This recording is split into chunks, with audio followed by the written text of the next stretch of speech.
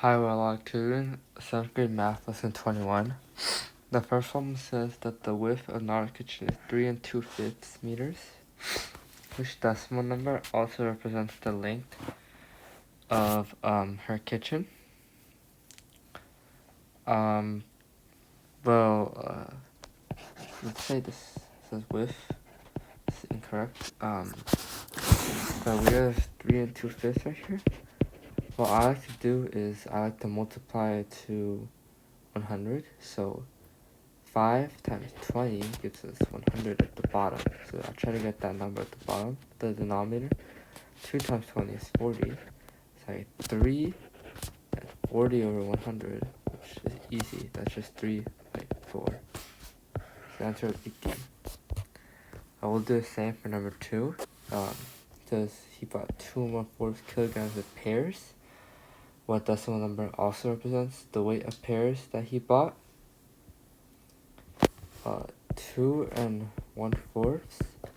4 times 25 gives us 100. So we do 25 at the top as well. That would give us 25 over 100. So that would just be 2.25. And that would 2.25 kilograms, which also matches with C. Number 3 says that Marietta spent $6.50 on snacks, which decimal number also represents the number of money that she spent. So we have 6 1/2. We'll do the same thing. We'll try to multiply until the bottom number is 100. So 1/2, 2 times 50 is 100. And then 1 times 50 is 50. 50 over 100. So 6 and 50 over 100 is also 6.5, which matches the $6.50. Number 4 said Boris's office chair is 7/8 meters high. What decimal number also represents the height of his chair? So 8 doesn't multiply to 100, so we have to do something different in this case. So we'll just do long division, to 7 divided by 8. 8 goes into 7 0 times, so we put a decimal here. And now we add a 0, so it makes 70. 8 goes into 70 8 times, so it would be 64. 70 minus 64 is 6. We drop a 0. 8 goes into 67 times, 56.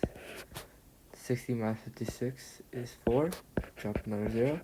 8 goes into 45 times, so our answer would be 0.875. Number 5 says Anna's favorite pot contains 3 3/4 liter of water, which decimal number also represents the number of water in her pot. So 3 3/4.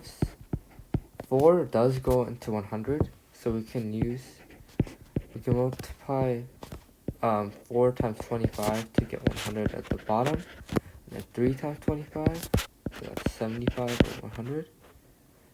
So 3 and 75 over 100 is also equal to 3.75. So the answer would be D. Number 6 says Penelope jogged 2 1/7 miles, which decimal number best estimates the distance. So this means we don't have to solve for the whole thing since it's estimate. 7 does not go into 100, so we have to do 1 divided by 7. 7 goes into 1 0 times, with a 0. Now we add a 0 to 1 to make it 10. 7 goes into 10 one time, so we got 7 right here. 10 minus 7 is 3. We add a 0. 7 goes into 30 4 times. 28.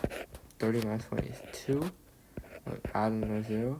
7 goes into 20 2 times.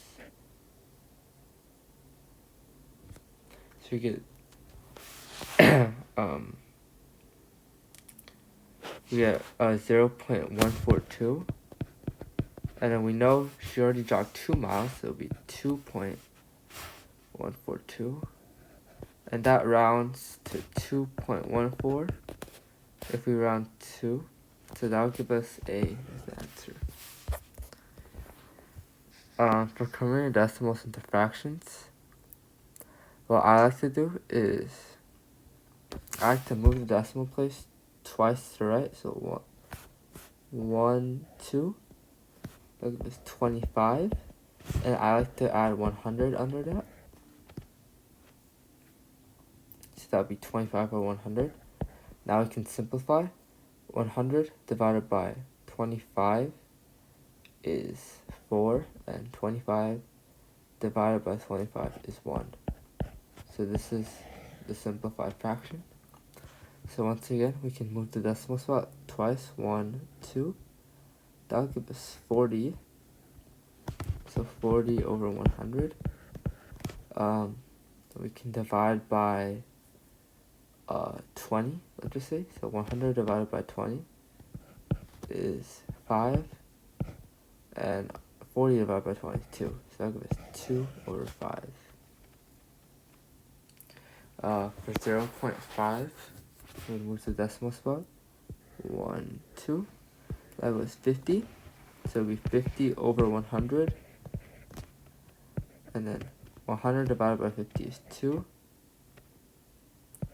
50 divided by 50 is 1. So it'll be 1 over 2. And the rest is